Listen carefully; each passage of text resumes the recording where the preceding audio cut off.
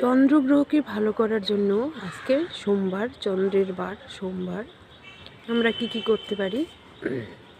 আমরা সাদা ফুল দিয়ে পুজো করতে পারি ঠাকুরকে, সাদা বস্ত্র পরতে পারি, সাদা জামা কাপড় পরতে পারি।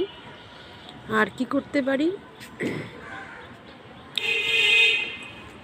চন্দ্রকে ভালো করার জন্য আমরা দুধ, ঘি, দই এগুলো খেতে পারি এবং মা বা বাড়িতে মাতৃস্থানীয় যারা আছে তাদেরকে একটু যদি সেবা দিতে পারি, তাহলে আমার কিন্তু বাচ্চাটে চন্দ্রগ্রহটি বুস্ট আপ হবে।